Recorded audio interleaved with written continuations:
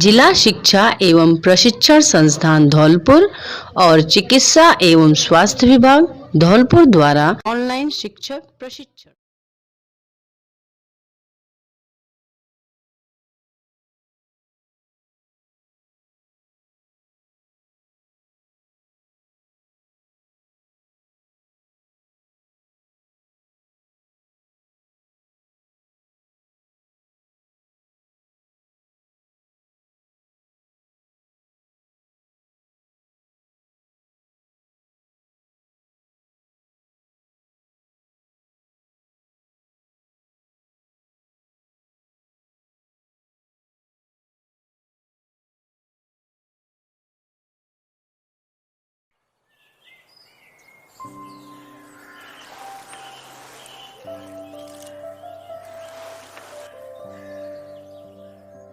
नितिन, नितिन, देखो मुझे क्या मिला, हमारे बचपन की तस्वीरें। हमको देखो, अब से कितने अलग दिख रहे हैं। क्या ये पाइनएप्पल केक है? ओह, अब तो हमें चॉकलेट केक पसंद है। सही कहा। देखो ये पीली ड्रेस जो माँ ने मुझे पहनाई थी। अब तो मुझे नीला रंग पसंद है। हाँ, वो हाफ पैंट तो मुझे अब आएंगी भी नहीं। अब मैं पहले से लंबा और आत्मविश्वास से भरा महसूस करता हूँ। मैं पक्का कह सकती हूँ कि अब हम अपने दोस्तों से ऐसे ड्रेस पहन के कभी नहीं मिलना चाहेंगे। तुम दोनों आ जाओ, कुछ फल खा लो। जैसे जैसे तुम बड़े होगे, तुम अपने शरीर और जीवन शैली में बहुत सारे बदलाव को महसूस करोगे। किशोरावस्था में इंसान के शरीर में बहुत सारे बदलाव आते हैं। सबसे महत्वपूर्ण बदलाव जो युवावस्था को दर्शाते हैं वो ये है कि लड़के और लड़कियां प्रजनन में सक्षम हो जाते हैं। जैसे कि 12 से 16 साल की उम्र की लड़कियों में हर महीने 3 से 5 दिन के लिए मासिक धर्म शुरू हो जाता है। हाँ, ये सही है। लड़के अपनी लंबाई, आवाज एवं शरीर में बहुत सारे बदलाव को महसूस करते हैं। वे नींद में या जब वे जागते हैं तब वे अचानक स्खलन को महसूस करते हैं। यह युवा अवस्था की ओर बढ़ने की निशानी है और यह बिल्कुल सामान्य है। मासिक धर्म और रात में स्खलन के समय व्यक्तिगत स्वच्छता बनाए रखना महत्वपूर्ण है, क्योंकि ये आपको स्वच्छ और स्वस्थ रखता है। कृपया साफ कपड़े पहने जो धूप में धुले और सूखे हों।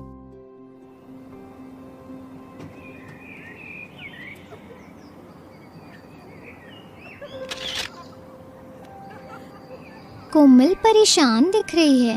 वो ठीक तो है, मुझे उससे बात करनी चाहिए। कोमल, कैसी हो तुम? तुम कुछ परेशान लग रही हो।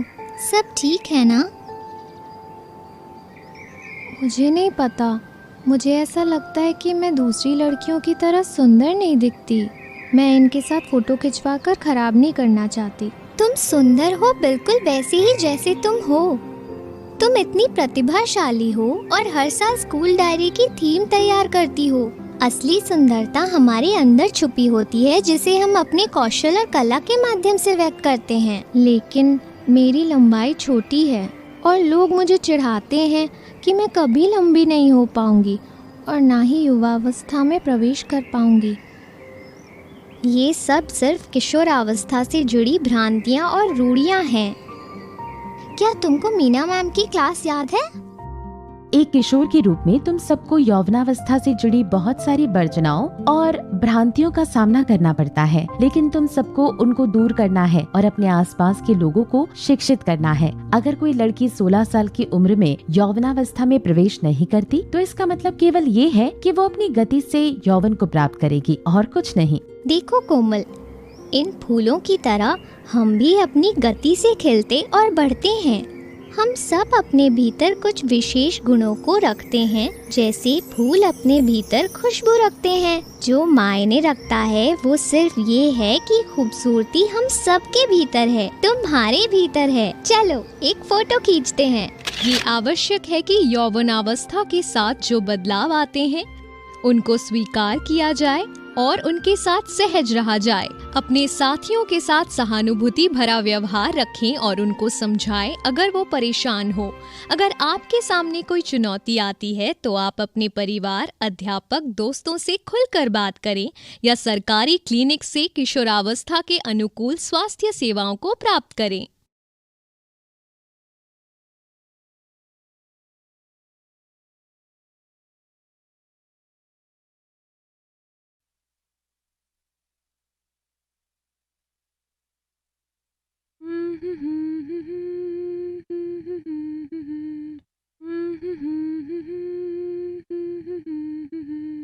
माँ को देखो, वो हर हाल में गाना गाती हैं। मैं उन्हें बहुत प्यार करती हूँ।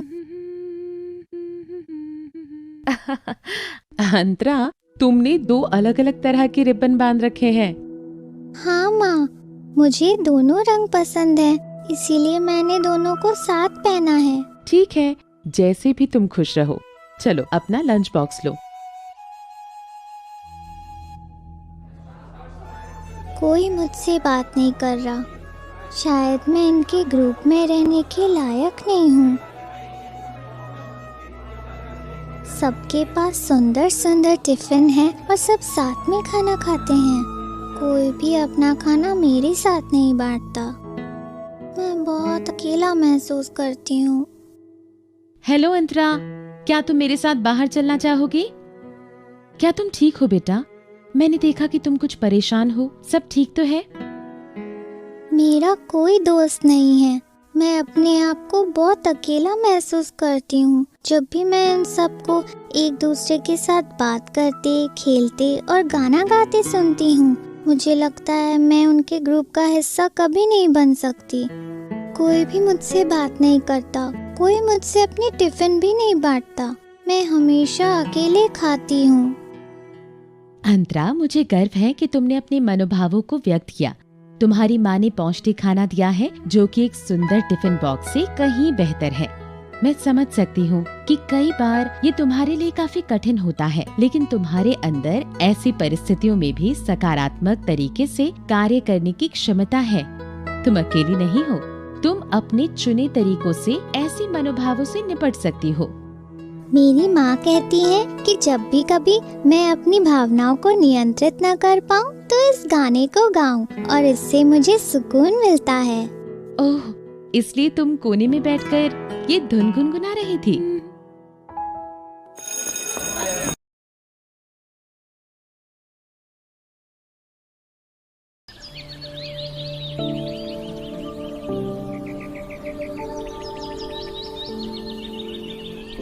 पता नहीं लोग लड़कियों को क्यों पढ़ाते हैं। क्या हुआ दादी? मैं अगले सप्ताह होने वाली वाद विवाद प्रतियोगिता के लिए पढ़ रही हूँ। ओह, यानी तुम्हें स्कूल भेजना पर्याप्त नहीं था। अब हम लड़कियों को पलटकर जवाब देना भी सिखा रहे हैं। इससे तो हमारा समय कहीं बेहतर था। लड़कियों की जल्दी शादी कर दी जाती थी और वे खाना पकाना, साफ सफाई जैसे काम संभालती थी। हमें दिव्या की शादी के लिए लड़का देखना चाहिए। अभी वो बच्ची है माँ। मैं अपने बच्चों को जब तक वे चाहें तब तक पढ़ने दूंगी। वो ज्यादा पढ़ लेगी तो उसकी शादी के लिए लड़का तलाशना मुश्किल हो जाएगा। नहीं माँ, यदि दिव्या पढ़ लेगी तो वो खुद कोई व्यवसाय या पेशा चुन लेगी। वो डॉक्टर या टीचर या जो चाहे बन सकती है माँ। आपको पता है, आज भी कई देशों में महिलाएं राष्ट्रपति और प्रधानमंत्री हैं। और फिर धीरे धीरे हमारा समाज भी बदल रहा है और इन दिनों लोग चाहते हैं कि उनके पढ़े लिखे जीवन साथी हों। दिव्या, मैं कर लूंगी। तुम जाओ और पढ़ाई करो। अपनी दादी की बातों पर बुरा मत मानना। वो अपनी पढ़ाई पूरी नहीं कर पाई और थोड़े पुराने विचारों की हैं, लेकिन वो तुमसे बहुत प्यार करती हैं।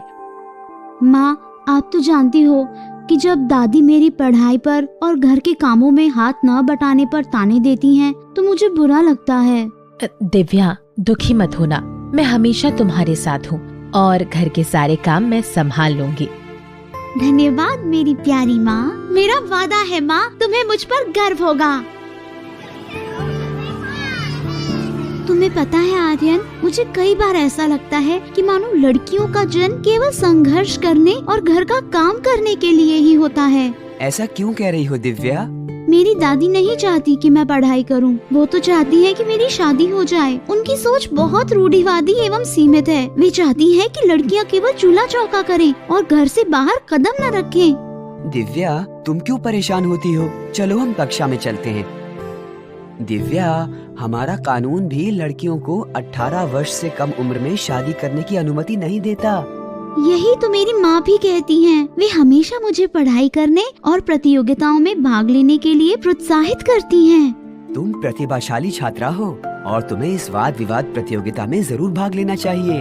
हमारे समाज में लड़कियों को उच्च शिक्षा के लिए नहीं जाने देने की परंपरा रही है, लेकिन तुम भाग्यशाली हो कि तुम्हारी माँ तुम्हें इतना सहयोग करती हैं और तुम्हें पढ़ने के लिए प्रोत्साहित करती हैं। धन्यवाद आर्यन।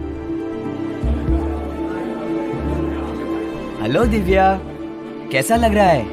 कल जो तुमने मुझे प्रेरित किया उसके लिए धन्यवाद। सचमुच तुम्हारी बातों का फायदा हुआ और मैं शांत मन से तैयारी कर पाई। ये सुनकर मुझे अच्छा लगा। प्रतियोगिता के लिए ऑल द बेस्ट। धन्यवाद आर्यन।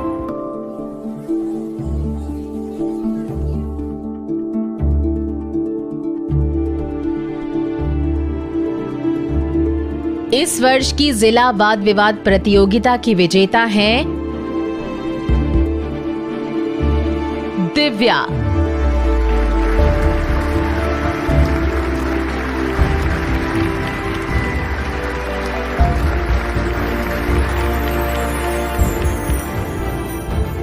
अच्छी शिक्षा होने के कारण दिव्या इतनी जागरूक और आत्मविश्वास से भरपूर होकर बोली, दिव्या, हम तुम्हें 3 साल के लिए स्कॉलरशिप और पुरस्कार के रूप में लैपटॉप देंगे। लड़के और लड़कियां दोनों की पढ़ाई में सहयोग देना जरूरी है ताकि दोनों को समान अवसर मिले। हमारे साथ इस समारोह में शामिल होने के लिए धन्यवाद। बधाई हो दिव्या। धन्यवाद दादी। मैं पढ़ी लिखी नहीं हूँ, लेकिन अब पढ़ाई का महत्व समझ गई हूँ। मुझे तुम पर गर्व है बेटा। सभी इंसान के शारीरिक और भावनात्मक समग्र विकास में एक दूसरे से परस्पर संबंध का बहुत महत्व है। एक दूसरे की भावना पर ध्यान देना, सुनना और पूछना जरूरी है। ये कौशल हमें हमारे आसपास के लोगों, दोस्त, भाई बहन, माता पिता या शिक्षक जो भी हों, सबके साथ सकारात्मक संबंध बनाकर रखने की क्षमता देते हैं। हमें दूसरों के प्रति सहानुभूति होती है और भावनात्मक संबंध बनता है। इसके बाद हम उनकी जरूरतों को लेकर अधिक संवेदनशील होते हैं और इससे हमारे बीच अटूट संबंध बनता है।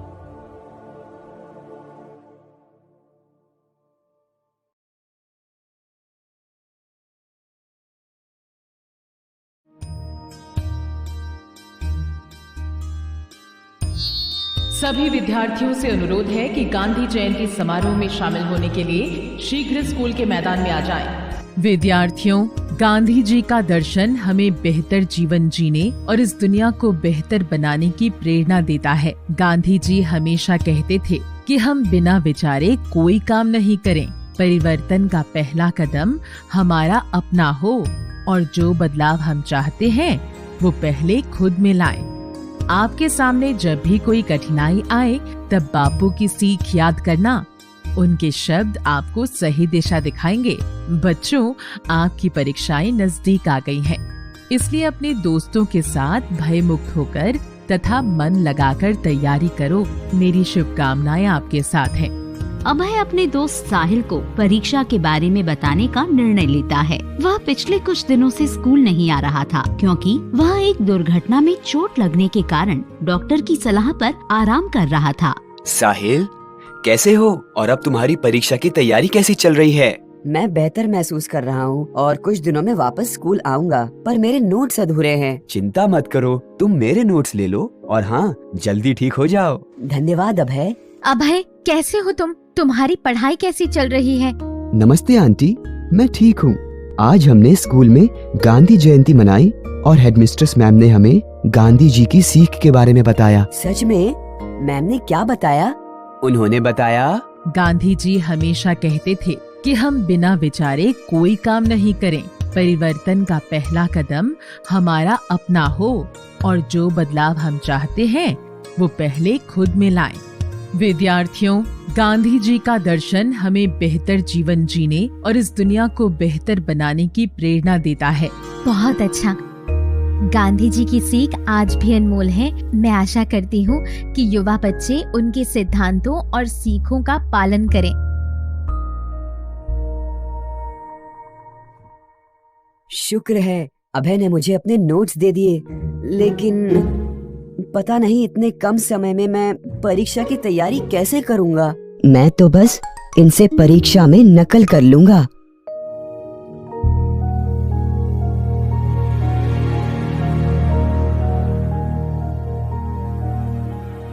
गुड मॉर्निंग साहिल, सब ठीक है?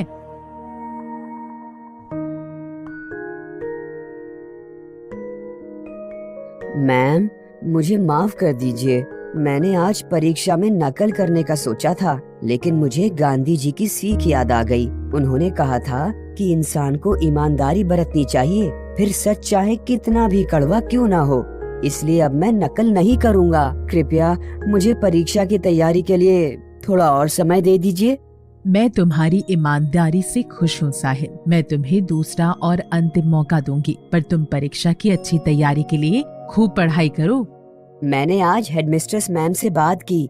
तुमने मुझे गांधी जी की जो सीख बताई, उससे मुझ में सच बोलने का हौसला आया। मुझे इस बात की खुशी है कि तुमने सच कहा। इस पार्क में इतनी भीड़ क्यों है? चलो चलकर देखते हैं। नमस्कार अंकल, ये क्या हो रहा है? ठेकेदार कुछ मजदूरों के साथ पार्क तोड़ने आया है। उनकी यहाँ पर दुकानें बनाने की योजना है। ओह नहीं, ये हमारा पसंदीदा पार्क है। चलो जल्दी हेडमिस्ट्रेस मैम को खबर करते हैं।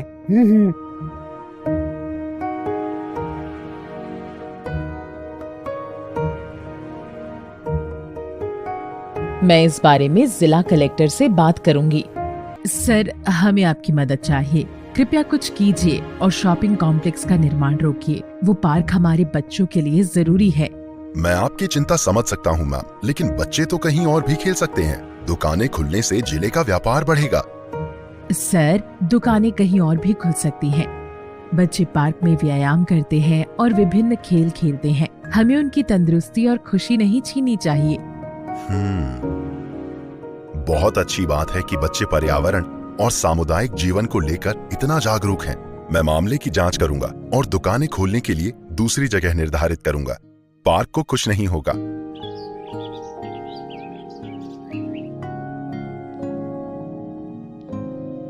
हमारे मूल्यों से हमारी सोच, हमारे शब्द एवं हमारे कार्य बनते हैं तथा हमें जिम्मेदार नागरिक बनने में मदद करते हैं। ज्ञान और कौशलों के साथ साथ शिक्षार्थियों को मूल्यों एवं अभिवृत्तियों को भी सीखना जरूरी है, क्योंकि यह अधिक शांतिपूर्ण, समावेशी एवं संधारणीय समाज बनाने में योगदान देते हैं। एक दूसरे पर निर्भरता, एक दूसरे से जुड़ाव एवं तेजी से बढ़ती दुनिया में यह आवश्यक है कि प्रत्येक नागरिक मिलकर कार्य करे, जिसमें वे सामाजिक बदलाव को बढ़ावा देने के लिए नागरिक के रूप में जागरूक होकर सहानुभूति पूर्वक जुड़ें।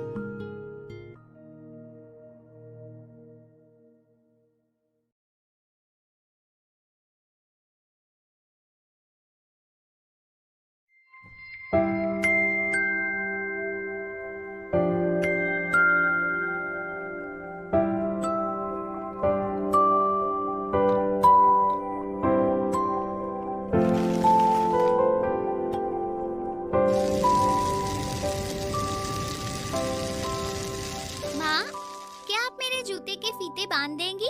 समा। हाँ माँ, मैं तैयार हूँ। चलो वेद, बस आ गई।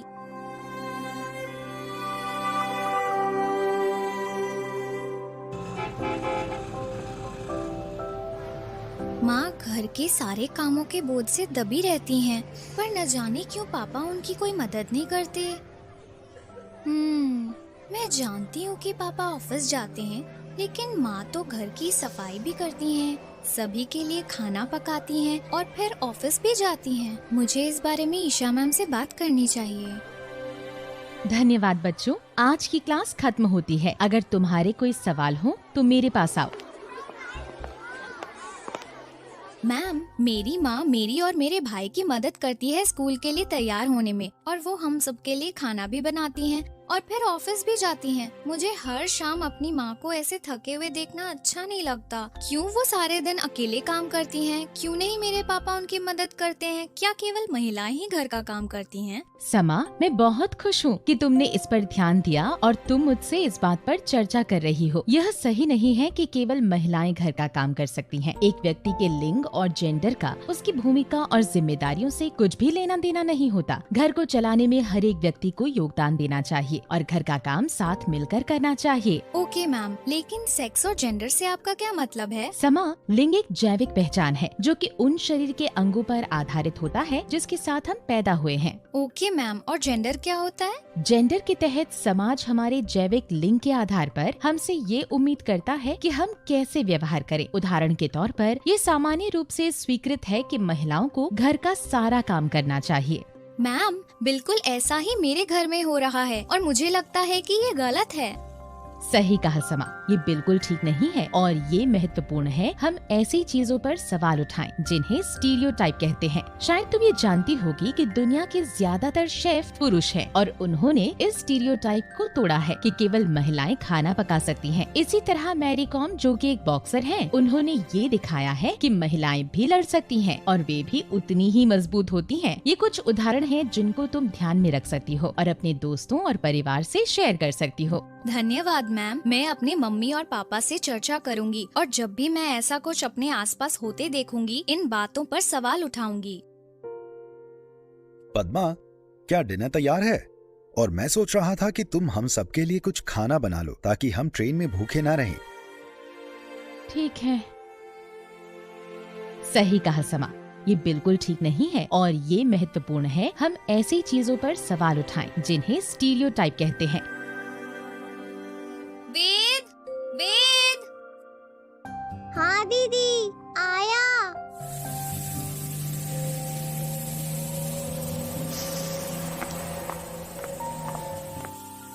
पापा, क्या मैं आपसे कुछ पूछ सकती हूँ? बिल्कुल समा, बोलो क्या बात है? आप माँ की घर के कामों में मदद क्यों नहीं करते? मैं दिन भर ऑफिस में काम करता हूँ और जब वापस आता हूँ तो थका होता हूँ। तब मैं टीवी देखना और आराम करना पसंद करता हूँ। लेकिन माँ भी तो ऑफिस जाती हैं, पर तब भी वो घर वापस आकर खाना बनाती हैं और घर साफ करती हैं और अन्य घरेलू काम करती हैं। समा, तुमसे ये सब बातें किसने कही? हर घर में माँ खाना बनाती है और घरेलू कार्य करती है। यह हमारे समाज में सामान्य है और इसमें कुछ भी गलत नहीं है। नहीं पापा, ये गलत है। मेरी टीचर ने भी ऐसी मान्यताओं के बारे में बताया था जो कुछ स्थितियों में एक लिंग को दूसरे से अधिक शक्तिशाली बनाते हैं। हम सबके लिए खाना बनाना माँ का कर्तव्य नहीं है। मैम ने कहा था कि हम सबको एक साथ मिलकर काम करना चाहिए और एक दूसरे की मदद करनी चाहिए। हाँ समा, मैं समझ गया हूँ कि जो तुम्हारी टीचर ने कहा वो सही है। मुझे मेरी गलती का एहसास हो गया है। मैं तुम्हारी माँ की खाना बनाने में मदद करूँगा और कल शिमला जाने के लिए बैग भी पैक करूँगा। धन्यवाद बेटा, ये बताने के लिए कि मैं क्या गलत कर रहा था।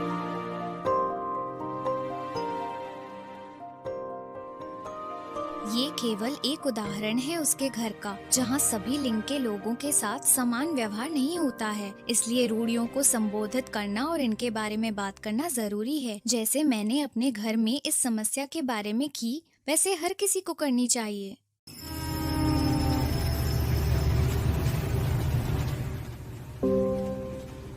वेद, क्या हुआ? तुम इतने डरे हुए क्यों लग रहे हो? दीदी, मैं इनसे बहुत डरता हूँ। ये लोग कौन हैं? वेद, इसमें डरने की कोई बात नहीं है। ट्रांसजेंडर हमारे जैसे लोग हैं जो अपने जैविक लिंग के आधार पर सौंपे गए जेंडर की भूमिका से पहचाने नहीं जाते। मेरी क्लास टीचर मैम ने बताया था कि ये हर व्यक्ति पर निर्भर करता है कि वो अपना क्या जेंडर चुने और हमें उनके जेंडर के चुनाव पर नजर नहीं रखनी चाहिए। इसलिए डरने की जरूरत नहीं। लेकिन दीदी, वो सबके पास क्यों जा रहे हैं? समाज ट्रांसजेंडर को समान मौके नहीं देता है, जिसकी वजह से उनको अपनी दैनिक जरूरतों को पूरा करने में चुनौतियां आती है। इसीलिए वो लोगों से पैसे मांगते हैं। माँ, पापा, क्या हम उनकी मदद कर सकते हैं? अभी तुरंत ये सब बंद करें। हर एक व्यक्ति जैसा बनना चाहे वैसा बनकर जीवन जीने के लिए स्वतंत्र है। आप सब लोगों को इनसे माफी मांगनी चाहिए और दोबारा बिल्कुल ऐसा नहीं करना चाहिए।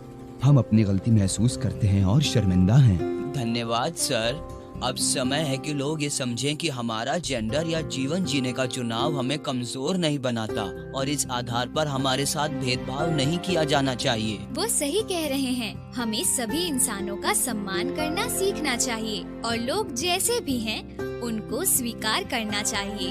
हर एक परिवार एवं समाज में लिंग समानता अति आवश्यक है। बच्चे के अभिभावक उनके पहले रोल मॉडल होते हैं। यह महत्वपूर्ण है कि माँ बाप घर के कार्यों को साथ मिलकर करें और अपने बच्चों से उनके उम्र के अनुकूल लिंग आधारित मुद्दों के बारे में बात करें, ताकि वो और ज्यादा जानकार, लिंग उत्तरदायी और सम्मानजनक बने। लिंग, जेंडर, जाति, धर्म, सामाजिक, आर्थिक या शैक्षणिक स्तर से परे सभी के बीच में आपसी सम्मान होना चाहिए। ये महत्वपूर्ण मूल्य लैंगिक समता आधारित समाज के निर्माण की मजबूत नींव बनाते हैं।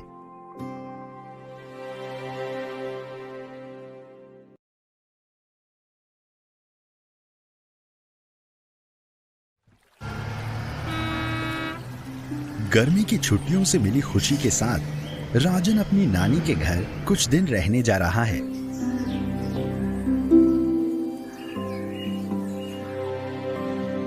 नानी, क्या मैं कोल्ड ड्रिंक पी सकता हूँ? नहीं राजन, इन कोल्ड ड्रिंक्स में पोषक तत्व नहीं होते हैं। जाओ हमारे बागीचे से नींबू तोड़ के लाओ, मैं तुम्हारे लिए नींबू पानी बना देती हूँ। बगीचे में जाने से पहले चप्पल पहन लेना। अरे वाह, ये आम तो बहुत स्वादिष्ट लग रहा है। राजन रुको, हमें फल खाने से पहले उन्हें अच्छे से धो लेना चाहिए। हाँ, तुम सही कह रहे हो।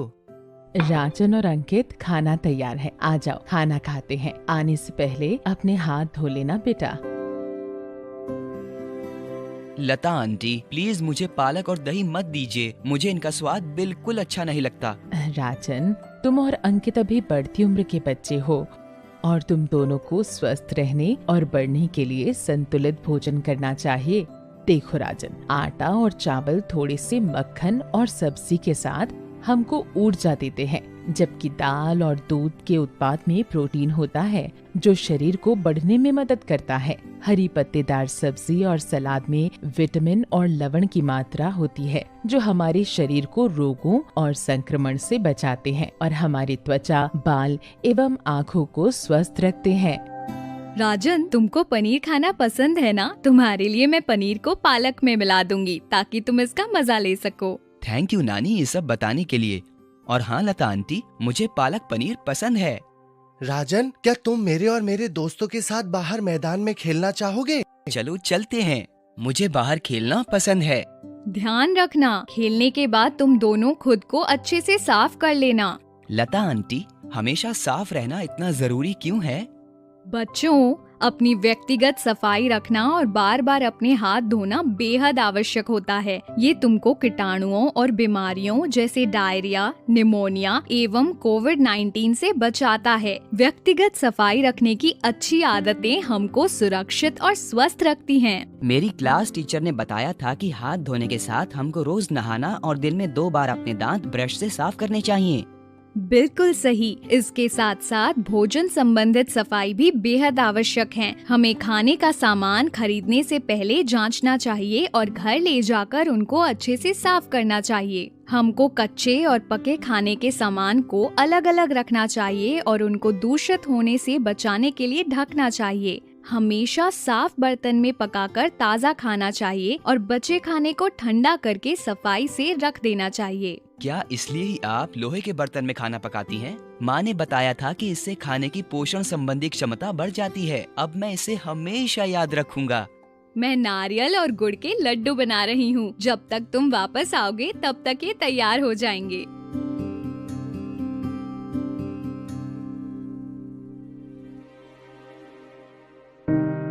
मुझे लगता है खुले में ये सब करना अच्छी आदत नहीं है। हमारा देश वैसे ही खुले में शौच करने की समस्या से जूझ रहा है। अंकल, क्या हम थोड़ी देर के लिए बात कर सकते हैं? खुले में ये सब करना अच्छी आदत नहीं है। हमारा देश स्वच्छता अभियान चला रहा है, इसलिए बेहतर होगा कि अगली बार से आप सार्वजनिक शौचालय का उपयोग करें। मुझे माफ कर दो, आज के बाद मैं सार्वजनिक शौचालय का ही उपयोग करूंगा। धन्यवाद अंकल। लोगों को ऐसी आदतों और खुले में शौच के खतरनाक प्रभावों को जरूर जानना चाहिए। ये मैले पदार्थ पानी को दूषित करते हैं और हमारे घर पहुंच जाते हैं। हाँ, और कीड़े इन कीटाणुओं को हमारे घर तक पहुंचा देते हैं, जिससे हमारा खाना दूषित हो जाता है। दुख की बात है कि लोग इन चीजों का ध्यान नहीं रखते। ज्योति गिर गई, चलो उसकी मदद करें। ओ नहीं, ये मेरी दोस्त ज्योति है, चलो दौड़ कर देखें। कुछ दिन पहले हम सब खेल रहे थे, तब वो बेहोश होकर गिर गई। बाद में उसने बताया कि उसने उस दिन अपना लंच नहीं खाया था। चलो उसको पास के स्वास्थ्य केंद्र लेके चलते हैं और प्लीज उसके माता पिता को कोई सूचित कर दे। डॉक्टर, हमारी दोस्त बेहोश हो गई है, प्लीज चेक करिए कि ये ठीक है। यह कमजोर और एनीमिक लग रही है। ज्योति, क्या तुमने आज नाश्ता किया था? नहीं डॉक्टर, मैं अक्सर नाश्ता नहीं करती क्योंकि मुझे सुबह बिल्कुल टाइम नहीं मिलता। ज्योति, यह ठीक नहीं है। बहुत सारे किशोर नाश्ता छोड़ देते हैं, लेकिन नाश्ता करना बहुत जरूरी होता है ताकि पूरे दिन ऊर्जा बनी रहे, और यह शैक्षणिक प्रदर्शन को भी बेहतर बनाता है। मेवे और पत्तीदार सब्जियां खाने से हमारे अंदर आयरन की कमी नहीं होती, जिसे एनीमिया भी कहते हैं। अगर तुम्हें कभी भी अचानक से थकावट या सुस्ती लगे तो तुरंत बड़ों को बताओ या पास के डॉक्टर अथवा किसी उचित स्वास्थ्य केंद्र पर जाओ। याद रखो ज्योति, तुम्हारे उम्र की बहुत सारी लड़कियों को मासिक धर्म शुरू हो जाता है, जिस वजह से हर महीने रक्त की कमी होती है। इसलिए तुम्हारे लिए जरूरी है कि तुम आयरन से भरपूर भोजन लो। हमारी सरकार किशोर स्वास्थ्य को सहयोग प्रदान करने के लिए कई कार्यक्रमों का संचालन कर रही है, जिसके तहत साप्ताहिक आयरन एवं फॉलिक एसिड की गोली पूरक आहार के रूप में प्रदान करी जाती है। साथ ही राष्ट्रीय कृमि मुक्त दिवस का आयोजन करती है ताकि तुम लोगों को संक्रमण और रोगों से होने वाले नुकसान से बचाया जा सके। हाँ डॉक्टर साहब, ये सब हमारी स्कूल की किताब में भी लिखा है। हम ये जरूर सुनिश्चित करेंगे कि हम अपने स्वास्थ्य, सफाई और पोषण का ध्यान रखें। किशोर अवस्था के दौरान पोषण की ज्यादा आवश्यकता होती है, क्योंकि यह वक्त तेजी से बढ़ोतरी एवं विकास का होता है। विद्यार्थियों को संतुलित आहार के साथ सफाई और सेहत का भी ध्यान रखना चाहिए, क्योंकि ये भी उतना ही महत्वपूर्ण है। संतुलित पोषण शारीरिक विकास में सहायक है एवं भविष्य में होने वाली स्वास्थ्य समस्याओं को रोकता है।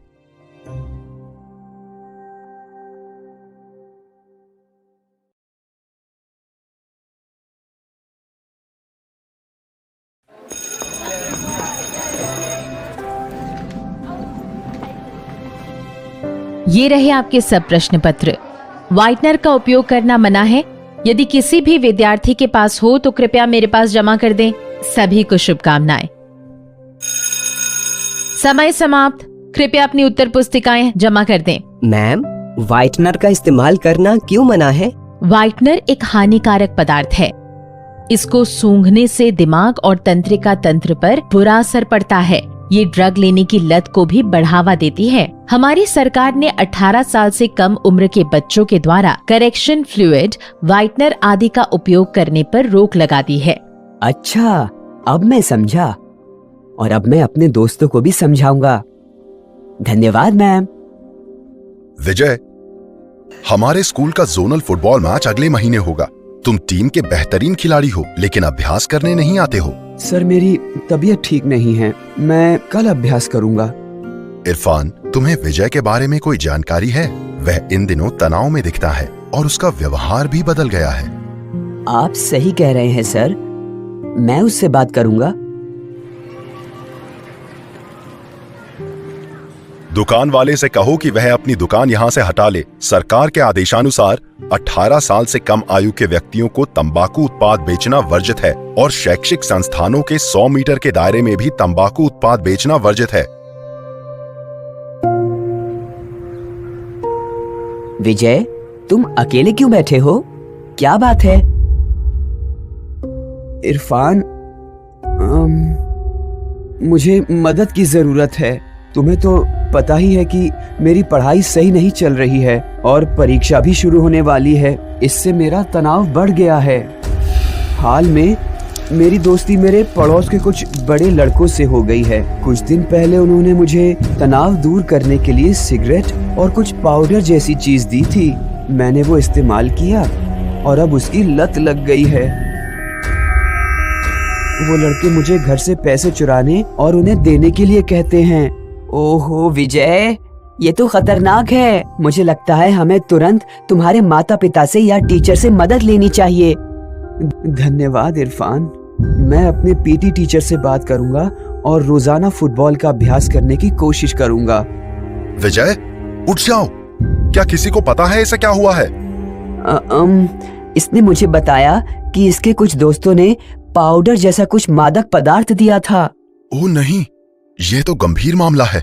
कृपया प्रिंसिपल को बताओ और हम इसे अस्पताल ले चलते हैं। कृपया कोई इसके माता पिता को भी सूचित कर दो। विजय अब खतरे से बाहर है। हमें इसमें नशा लेने के कुछ शुरुआती लक्षण दिखे हैं और कुछ दिनों तक इसका इलाज चलेगा। हमें विश्वास है वो ठीक हो जाएगा। धन्यवाद डॉक्टर, आपने मेरे बेटे की जिंदगी बचा ली। मैं हमारे आसपास हो रही समाज विरोधी गतिविधियों की शिकायत स्थानीय पुलिस को दर्ज कराऊंगा। डॉक्टर, यह बहुत दुर्भाग्यपूर्ण है। मैं स्कूल के प्रिंसिपल से हमारे सीनियर विद्यार्थियों के लिए जागरूकता शिविर लगाने और परामर्श कार्यक्रम आयोजित करने का अनुरोध करूंगा, ताकि हमारे स्कूल के बच्चे नशीले पदार्थों के चंगुल में नहीं फंसे। और इस प्रयास में उनके माता पिता को भी शामिल होने का आग्रह करूंगा। हम इस कार्यक्रम में बतौर वक्ता आपको आमंत्रित करेंगे। ये बहुत अच्छी पहल है, मैं जरूर आऊंगी। धन्यवाद। प्रिय विद्यार्थियों, शराब, तंबाकू और नशा लेने की शुरुआत आमतौर पर किशोरावस्था में होती है। कुछ जिज्ञासावश लेते हैं तो कुछ यार दोस्तों के जोर देने पर और कुछ अन्य चिंता या मन में हीन भावना घर कर जाने की वजह से। इसका असर हमारी पढ़ाई पर, स्कूल से लगाव और अन्य गतिविधियों में भागीदारी पर पड़ता है। इसलिए आप सभी नशे को ना कहें और मादक पदार्थों से दूर रहें। मदद के लिए अपने माता पिता, टीचर या फिर दोस्तों से बात करें और किसी विश्वसनीय व्यक्ति की मदद लें। मैम, आप टीचर और माता पिता से कुछ कहना चाहेंगी? प्रिय शिक्षक और माता पिता, कृपया बच्चों से अपनापन बढ़ाएं और उनसे बात करें। इससे बच्चों का आत्मसम्मान और आत्मविश्वास बना रहेगा। कृपया उन्हें सामाजिक कामकाज में भाग लेने के लिए प्रोत्साहित करें। आइए हम सब मिलकर स्कूल को तंबाकू मुक्त रखने का संकल्प लें। धन्यवाद। बचपन और किशोरावस्था में बच्चों पर कई कारणों से नशीले पदार्थों के चंगुल में फंसने का खतरा रहता है, जिसमें उन पर और आसपास के माहौल पर बहुत बुरा असर पड़ता है। नशीले पदार्थों का बच्चों के मानसिक एवं शारीरिक स्वास्थ्य और कुल मिलाकर उनकी खुशियों पर बहुत बुरा असर पड़ता है। इसलिए उनके माता पिता और शिक्षकों को चाहिए कि वे बच्चों को ज्ञान और कौशल प्रदान करें, जो उनके आत्मसम्मान को बनाए रखने में सहायक होगा और उनमें जिम्मेदार नागरिक बनने की क्षमता का विकास करें। विद्यार्थियों को बुरी आदत में साथ देने वालों से दूर रहना चाहिए और जरूरत पड़ने पर अपने दोस्तों, शिक्षकों, माता पिता और किसी अन्य विश्वसनीय व्यक्तियों की मदद लेनी चाहिए। बच्चों, नशीले पदार्थों के खिलाफ इस जंग में आप अकेले नहीं हैं। यह हम सब की जिम्मेदारी है कि नशीले पदार्थों की रोकथाम और इस समस्या का निदान करें।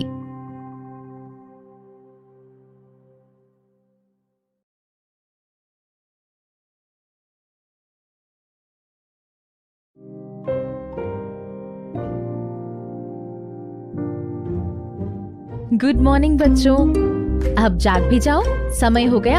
याद है ना, अगले ही महीने अंतर विद्यालयी खेल प्रतियोगिता है। चलो उठो और अपने दौड़ने के अभ्यास के लिए जाओ। गुड मॉर्निंग माँ। अमित, तुम दिन पर दिन आलसी होते जा रहे हो, जल्दी उठो। बहुत थका हुआ हूँ और नींद आ रही है, बस 5 मिनट और। क्या रात में तुम्हारी नींद पूरी नहीं हुई? ये मोबाइल पर गेम खेल रहा होगा, इसलिए समय का ध्यान नहीं रहा होगा। अमित, अब थोड़ा जिम्मेदार बनो और अपने स्क्रीन टाइम पर नियंत्रण रखो। चलो फटाफट उठो।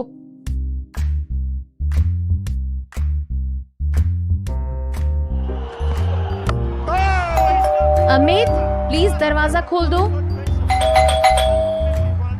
अमित, दरवाजा क्यों नहीं खोलते? और तुम टीवी स्क्रीन के इतना नजदीक क्यों बैठे हो? मैंने बताया था ना, इससे तुम्हारी आंखों पर बुरा असर पड़ेगा। ठीक है माँ। अब फटाफट तैयार हो जाओ, तुम्हारी स्कूल वैन आने ही वाली होगी। फिर से मेथी के पराठे। माँ कुछ और क्यों नहीं बनाती, जैसे छोले भटूरे। गुड मॉर्निंग विद्यार्थियों। आगे पढ़ने से पहले एक नजर देख लें कि हमने कल क्या पढ़ाई की। ईशा, क्या तुम औसत निकालने का फॉर्मूला बता सकती हो? मैम, मुझे नहीं आता। अमित, प्लीज बोर्ड पर लिखे सवाल को हल करके दिखाओ। मैम, मेरा सिर दर्द कर रहा है और ब्लैक बोर्ड पे क्या लिखा है मुझे दिखाई नहीं दे रहा है। सिर दर्द? आपने सुबह का नाश्ता किया था? नहीं मैम, स्कूल के लिए देर हो रही थी तो सुबह के नाश्ते का समय ही नहीं मिला मुझे। ये अच्छी बात नहीं है। आपकी उम्र के बच्चों को रोज सुबह का नाश्ता करना जरूरी है। कल सुबह अपने माता पिता के साथ स्कूल के स्वास्थ्य केंद्र में आना। मैं डॉक्टर रवि से कह दूंगी कि वे आपकी जांच कर लें। ठीक है ma'am, thank you. Good morning, कैसे हो अमित? Good morning doctor. इन दिनों मुझे सिर दर्द रहता है, सुस्ती भी रहती है, थका थका महसूस करता हूँ। कल मेरी मैथ्स टीचर ने मुझसे पूछा। सिर दर्द? आपने सुबह का नाश्ता किया था?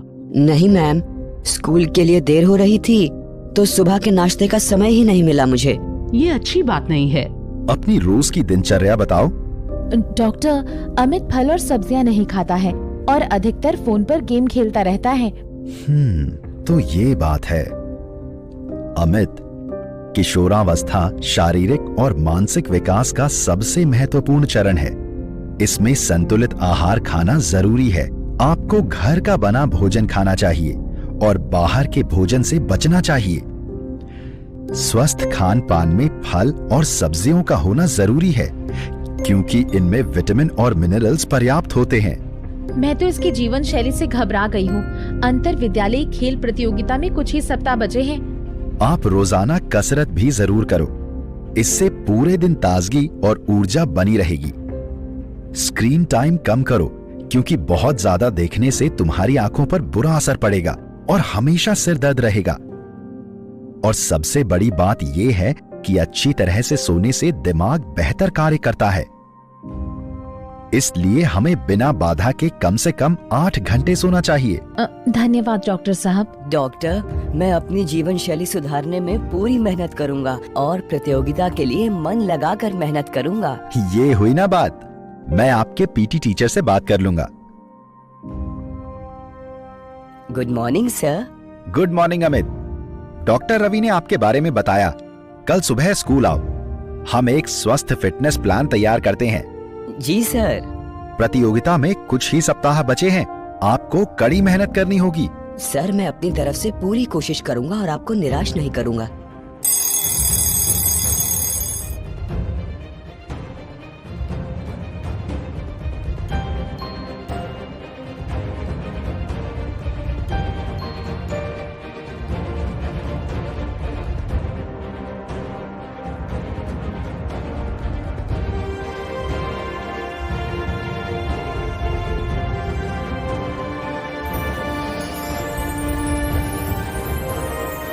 और दूसरा पुरस्कार अमित को जाता है। अपने परिवार एवं अध्यापकों की सहायता और व्यायाम करने की दृढ़ निष्ठा से अमित ने अपनी जीवन शैली को सुधारा तथा वो स्वस्थ और तंदुरुस्त बन गया।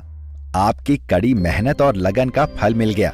लगातार कोशिश और जीवन शैली में अनुशासन से आप जरूर कामयाब होंगे और एक दिन विजेता बनोगे।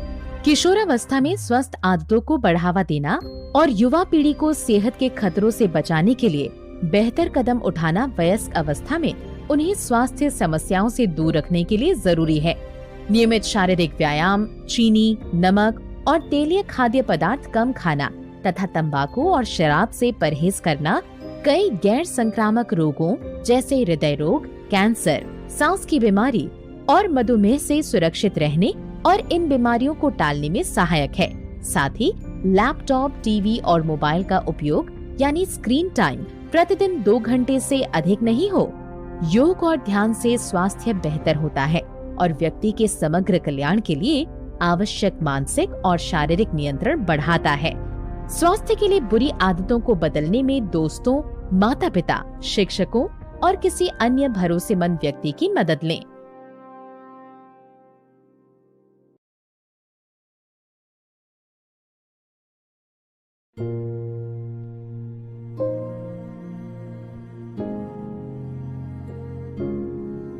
पूनम, मैं देखती हूँ कि आप हमेशा खुजाती रहती हो और अजीब तरह से चलती हो। सब ठीक तो है ना? माँ, मेरे गुप्तांग में फुंसी और दाने हो गए हैं, इसलिए मुझे काफी दर्द होता है। पहले बताना चाहिए था ना। चलो अभी डॉक्टर के पास चलते हैं। नमस्ते मीना जी। नमस्ते डॉक्टर साहिबा। पूनम को देख लीजिए, इसको गुप्तांग में कुछ तकलीफ है। तुम्हें प्रजनन मार्ग में संक्रमण हो गया है। यह महिला और पुरुष दोनों को हो सकता है। इसकी वजह निजी स्वच्छता में कमी, गंदा सैनिटरी नैपकिन इस्तेमाल करना या फिर प्रजनन मार्ग में असाधारण जीवाणु का होना है। आपने माँ को बताकर अच्छा किया, वरना बच्चे अक्सर प्रजनन संबंधी समस्याएं बताने में शर्माते हैं। इससे समस्या गंभीर हो जाती है और फिर इलाज करना कठिन होता है। आप ये दवाइयाँ लो और निजी स्वच्छता का ध्यान रखना। संक्रमण से बचने के लिए बेहतर होगा कि सैनिटरी नैपकिन इस्तेमाल करो। धन्यवाद डॉक्टर।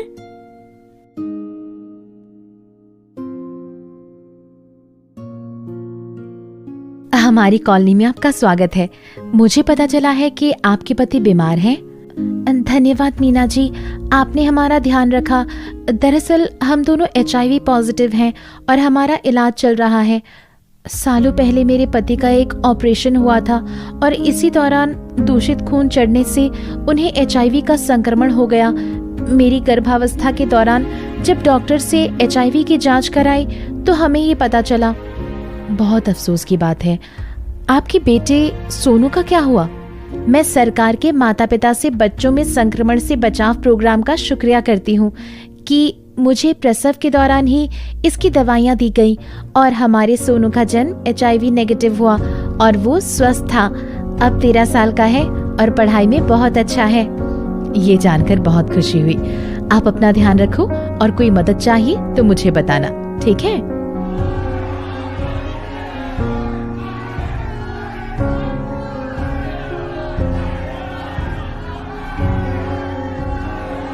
क्या हो रहा है? इतना शोर कहां से आ रहा है? सर, कुछ माता पिता बाहर विरोध कर रहे हैं। कृपया शांत हो जाइए और आइए मेरे कार्यालय में बैठकर बात करते हैं। सभी अभिभावकों से अनुरोध है कि बैठ जाएं और शांति से अपनी बात रखें। हम नहीं चाहते कि हमारे बच्चों को HIV संक्रमण हो। सोनू नहीं बल्कि उसके माता पिता HIV पॉजिटिव हैं। आपके बच्चे सुरक्षित हैं। हम HIV वाले लोगों से भेदभाव नहीं कर सकते। सोनू हमारे स्कूल में पढ़ता रहेगा। डॉक्टर, कृपया इन्हें HIV और एड्स के बारे में समझाइए। HIV एक वायरस है जो शरीर के इम्यून सिस्टम को प्रभावित करता है, जबकि एड्स कमजोर इम्यून सिस्टम की बीमारी है जो HIV से होती है। HIV केवल 4 माध्यमों से फैलता है: असुरक्षित शारीरिक संबंध, एक दूसरे की सुई इस्तेमाल करना या एक सुई बार बार इस्तेमाल करना, HIV संक्रमित खून और ऐसे उत्पाद का संचारण, और संक्रमित माँ के पेट में पल रहे बच्चे को संक्रमण। लेकिन माता पिता से बच्चे को HIV संक्रमण रोकने की दवाइयाँ उपलब्ध है। कैसे पता चलेगा कि क्या हम HIV पॉजिटिव हैं? HIV की स्थिति जानने का एक ही तरीका है, HIV की जांच, जो सभी सरकारी अस्पतालों में मुफ्त की जाती है। अच्छा, पर क्या इसका कोई इलाज है? HIV लाइलाज है, लेकिन इसके कुछ उपचार उपलब्ध हैं। इसे एंटी रेट्रोवायरल थेरेपी या ART कहते हैं। यह सभी सरकारी अस्पतालों में मुफ्त है। सही इलाज और देखभाल से HIV पीड़ित लोग भी सफलतापूर्वक जीवन यापन करते हैं और हमारी तरह स्वस्थ रहते हैं।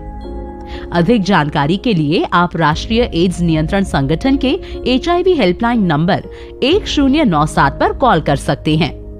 हमें HIV एड्स पीड़ित लोगों से सहानुभूति रखनी चाहिए, आदर और दया का भाव रखना चाहिए और उनकी देखभाल और मदद करनी चाहिए। धन्यवाद डॉक्टर, आपने इतनी जानकारियाँ दी। प्रजनन मार्ग संक्रमण का जल्द निदान किया जाए तो आसानी से ठीक हो जाता है। RTI से बचने का सबसे महत्वपूर्ण उपाय निजी स्वच्छता बनाए रखना है और जरूरत हो तो इलाज से नहीं शर्माना है। माहवारी में स्वच्छता के लिए साफ और डिस्पोजेबल सैनिटरी नैपकिन इस्तेमाल करना है। HIV की रोकथाम मुमकिन है और हर किसी को HIV से खुद को बचाने का अधिकार है। हमें ये ध्यान रखना होगा कि असुरक्षित शारीरिक संबंध से बचें, सुइयों का दोबारा उपयोग नहीं करें, केवल पंजीकृत ब्लड बैंक से खून लें और प्रसव के दौरान चिकित्सा मदद लें ताकि संक्रमित मां से बच्चे को HIV नहीं हो। HIV एड्स के बारे में गलतफहमी दूर करना और जागरूकता फैलाना महत्वपूर्ण है ताकि लोग HIV संक्रमित होने से बचें और इन गलतफहमियों से उत्पन्न कलंक और भेदभाव को समाप्त किया जा सके। प्रजनन स्वास्थ्य सेवाओं और HIV एड्स के बारे में जानकारी प्राप्त करने हेतु कृपया अपने निकटतम स्वास्थ्य एवं कल्याण केंद्र जाएं।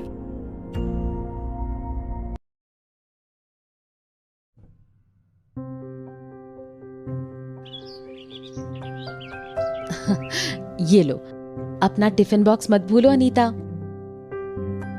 रुको अनीता, उस दिन मैंने देखा कि कुछ लड़के लापरवाही से गाड़ी चला रहे थे जिससे उनका एक्सीडेंट हो गया। इसलिए सावधान रहना और अपना ख्याल रखना गुड़िया। हाँ, मैं आपकी चिंता समझती हूँ पापा, मैं ध्यान रखूंगी। Bye bye.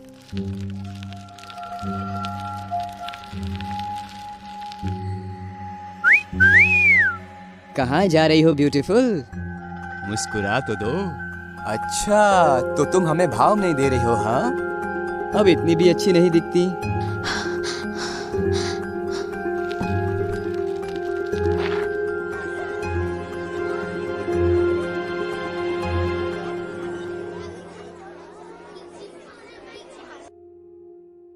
तुम ठीक तो हो अनीता? क्या बात है? स्कूल के रास्ते में कुछ लड़कों ने मुझको सीटी मारी और भद्दे कमेंट्स किए। ये सब एक हफ्ते से हो रहा है और मुझे समझ नहीं आ रहा मैं क्या करूं। ये खौफनाक है। क्या तुमने अपने माता पिता को इसके बारे में बताया? मुझे डर है कि वो कहीं मेरा स्कूल ना छुड़ा दे। अनीता, मुझे लगता है तुमको हमारी क्लास टीचर से बात करनी चाहिए। मुझे यकीन है वो जरूर तुम्हारी मदद करेंगी। नीरव और मैं तुम्हारे साथ चलेंगे। हेलो स्टूडेंट्स, बताओ मैं तुम्हारी क्या मदद कर सकती हूँ? मैम, हम सब यहाँ अपनी दोस्त की मदद करने आए हैं। बोलो अनीता, हम सब तुम्हारे साथ हैं। मैम, घबराओ मत बच्चे, मैं यहाँ अकेली हूँ, इसलिए बेझिझक बताओ, डरो मत। मैम, एक हफ्ते से स्कूल के रास्ते में बड़ी उम्र के लड़कों का एक ग्रुप मुझको देखकर सीटी मारता है और भद्दे कमेंट्स पास करता है। मुझे इस बारे में मम्मी पापा से बात करने में डर लगता है। मैम, मैं भी आपको कुछ बताना चाहता हूँ। हाँ नीरव, बताओ ना। कुछ दिन पहले हमारी स्कूल बस के ड्राइवर ने मुझे जबरदस्ती अपने पास बैठाया। उसने मुझे छुआ जो कि मुझे ठीक नहीं लगा। मैंने हटने की कोशिश की लेकिन उसने अपनी पकड़ ढीली नहीं की। वो बोला कि अगर मैंने किसी को ये बात बताई तो वो मुझे सजा देगा। मैं बहुत डर गया था। मुझे दुख है कि ऐसा हो रहा है। ये मामला बहुत ही गंभीर है। कल ही एक छात्र ने शिकायत करी कि खेल के पीरियड के दौरान एक बड़ी कक्षा के लड़के ने उसे मैदान में लात और घूंसों से मारा। बच्चों, हिंसा शारीरिक, लैंगिक अथवा मानसिक हो सकती है और स्कूल या उसके आसपास घटित हो सकती है। हिंसा स्कूल में ऐसे स्थानों में हो सकती है जहां किसी का ध्यान न जाता हो, जैसे कि खेल के मैदान, अलग थलग कमरे और खाली गलियारे में। जागरूक रहना और मदद मांगना बहुत जरूरी है। तुम दोनों बहुत बहादुर हो और मुझे खुशी है कि तुमने मुझे ये बात बताई। हमें प्रधानाचार्य से मदद मांगनी चाहिए। आ जाइए। Good morning sir. Good morning ma'am. Sir, मुझे आपसे बहुत जरूरी बात करनी है। थोड़ी देर पहले। हाँ, क्या? सर, आप तो मानते ही हैं कि हिंसा एक बच्चे के विकास को नुकसान पहुंचाती है। इसके कारण चिड़चिड़ापन, खराब शैक्षिक प्रदर्शन, स्कूल न आना और समाज से अलग थलग रहने की प्रवृत्ति पनप सकती है। हमें कुछ करना चाहिए सर। दुर्भाग्यपूर्ण है। मैं आपका शुक्रगुजार हूँ कि आपने ये बात मुझे बताई। हमारे स्कूल परिसर के अंदर या बाहर किसी भी दशा में हिंसा स्वीकार नहीं की जा सकती। मैं इस पर कड़ी कार्यवाही करूँगा। हम छात्रों, अध्यापकों, अभिभावक, शिक्षा समितियों और क्षेत्रीय नेताओं के सहयोग से सुरक्षित शैक्षणिक माहौल के लिए एक अभियान चला सकते हैं। ये इस बात को सुनिश्चित करेगा कि जैसा अनीता और नीरव के साथ हुआ वैसा फिर दोबारा ना हो। ये बहुत अच्छा सुझाव है।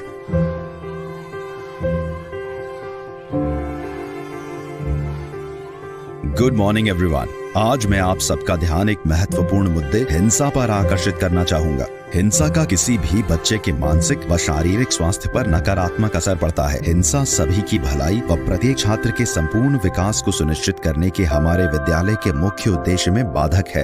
बच्चों, हिंसा और उत्पीड़न से बचाव तुम्हारा अधिकार है। जब तक तुम्हारी आवाज सुनी नहीं जाती तब तक हिंसा के खिलाफ आवाज उठाते रहो। अपने साथियों को सहयोग करो और उनकी आवाज उठाने में मदद करो। रीना मैम, क्या आप भी कुछ कहना चाहेंगी?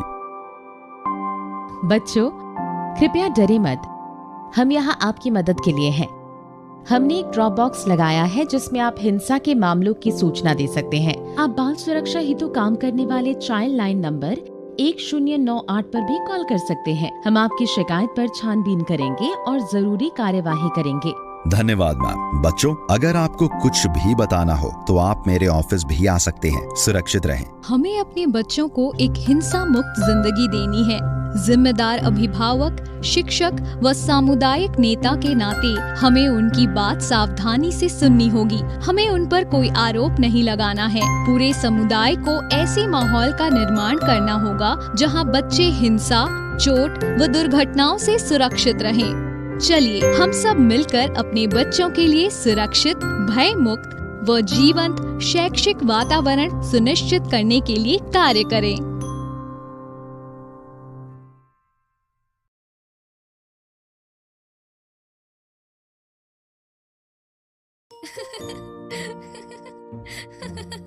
राघव, घर पहुंचते ही मुझे नोट्स मेल कर देना, ओके? हाँ अवनी, जरूर। ओके, कल मिलते हैं। बाय अवनी।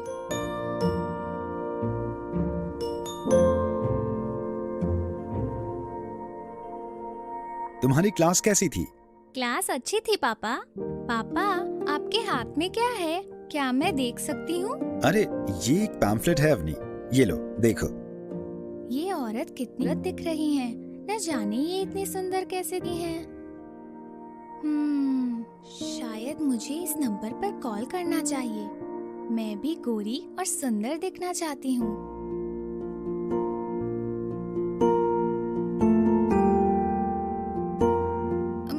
पापा, क्या मैं आपका फोन ले सकती हूँ? क्या तुम राघव को कॉल करना चाहती हो? मैं नंबर मिला देता हूँ। नहीं पापा, मैं इस नंबर पर कॉल करना चाहती हूँ। मैं भी इस लड़की की तरह सुंदर बनना चाहती हूँ। अवनी, यह केवल एक विज्ञापन है। अक्सर विज्ञापन लोगों को गुमराह करने के लिए झूठे वादे करते हैं और लोगों को विश्वास दिलाते हैं कि वो थोड़े समय में अपने वास्तविक रूप को बदल लेंगे। हाँ, मैं सहमत हूँ। कुछ समय पहले हमारे पड़ोसी के बेटे ने सोशल मीडिया पर किसी प्रोटीन ड्रिंक को पीने से लंबाई बढ़ने का विज्ञापन देखा। उसके घर वालों ने काफी पैसा खर्च करके उसको खरीद लिया, लेकिन लंबाई तो आपके जीन्स और हार्मोन से निर्धारित होती है। प्रोटीन ड्रिंक लंबाई बढ़ाने में कोई मदद नहीं करता है। ये ब्रोशर और पैम्फलेट कई बार आकर्षक प्रस्ताव देते हैं, जबकि हमको उन पर विश्वास करने से पहले दी गई सूचनाओं की प्रामाणिकता जरूर जांचनी चाहिए। अवनी, खूबसूरती इस बात पर निर्भर करती है कि कोई व्यक्ति स्वयं को कैसे देखता है। तुम जैसी भी हो, खूबसूरत हो। धन्यवाद पापा और माँ, मुझे सही और गलत के अंतर के महत्व को समझाने के लिए। मैं इसे अपने दोस्तों से भी शेयर करूँगी।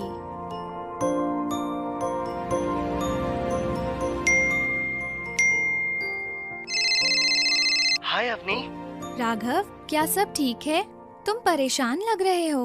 मैं सोशल मीडिया चेक कर रहा था जहां मैंने एक घड़ी का विज्ञापन देखा जिसमें 80% कैशबैक का ऑफर था। मैंने सोचा कि ये खरीद कर पापा को सरप्राइज गिफ्ट दे सकता हूँ। उस साइट ने कैशबैक ऑफर के लिए कार्ड की डिटेल्स मांगी। मैंने बिना पापा से पूछे उनके कार्ड की डिटेल्स भर दी। ओह नहीं, फिर क्या हुआ? जैसे ही मैंने डिटेल्स भरी वैसे ही पेज रीलोड होने लगा और संदेश आया ऑफर इनवैलिड। मैं बहुत परेशान हूँ। अगर उन्होंने मेरे पापा के बैंक की डिटेल्स का दुरुपयोग किया तो मुझे क्या करना चाहिए? ये बहुत खतरनाक है राघव। प्लीज अपने मम्मी पापा से बात करो और मुझे उम्मीद है कि वो तुरंत कोई एक्शन लेंगे। ठीक है अवनी, थैंक्स, बाय। राघव, क्या तुम ठीक हो? हाँ माँ, क्या हुआ? तुम हमेशा अपने फोन में बिजी रहते हो और बहुत कम बात करते हो। माँ, मैं आपसे कुछ बात शेयर करना चाहता हूँ। मुझे लगता है कि मुझसे गलती हो गई है। क्या हुआ राघव? मैं पापा को उनके बर्थडे पर एक सरप्राइज गिफ्ट देने के लिए ऑनलाइन एक घड़ी खरीदने की कोशिश कर रहा था। साइट ने कार्ड डिटेल्स मांगी तो मैंने पापा से बिना पूछे उनके कार्ड का डिटेल भर दिया और बिना कंफर्मेशन के साइट क्रैश हो गई। हाय सुधा, मुझे अभी एक बैंक से पैसे कटने का संदेश मिला है। क्या तुमने या राघव ने मेरे कार्ड से कुछ खरीदा है? हाँ, एक गलत ट्रांजैक्शन हुई है। अभी मैं राघव से ही इसके बारे में बात कर रही थी। आपको अपने बैंक से तुरंत बात करनी चाहिए। राघव बहुत चिंतित है। ओके, मैं अभी घर आता हूँ। पापा भी घर आ रहे हैं, परेशान मत हो, तुरंत ही शिकायत दर्ज करा देंगे। हेलो पुलिस स्टेशन, मैं आपकी क्या मदद कर सकता हूँ? मेरे बैंक कार्ड का प्रयोग करके एक गलत लेन देन हुआ है। ओके रुकिए, मैं आपकी कॉल साइबर क्राइम सेल को दे रहा हूँ। हेलो। Hello sir. मैं समझ रहा हूँ सर। क्या आपके पास कोई विज्ञापन या वेबसाइट का स्क्रीनशॉट है? कृपया वो हमसे शेयर कीजिए। और यदि कोई अनुचित या धमकी भरे संदेश या गलत ऑफर भेजता है तो आप पुलिस में शिकायत दर्ज करने में बिल्कुल संकोच न करें। सर, आपकी सलाह के लिए शुक्रिया, ये काफी उपयोगी है। आप चिंता न करें, हम केस की जांच करेंगे। माँ और पापा, मुझे माफ कर दीजिए। मैं आपके बर्थडे पर आपको गिफ्ट देकर खुश करना चाहता था। ओह मेरे प्यारे बच्चे राघव, मैं समझ सकता हूँ। बस अब आगे से तुम सतर्क रहना। राघव, तुमको अपनी ऑनलाइन गतिविधियों को चेक करना चाहिए। ऑनलाइन दुनिया को कतई अपने मानसिक और शारीरिक स्वास्थ्य को नुकसान मत पहुंचाने दो। हाँ माँ, मैंने महसूस किया है कि फोन और गैजेट हमारा बहुत सारा कीमती समय बर्बाद कर देते हैं।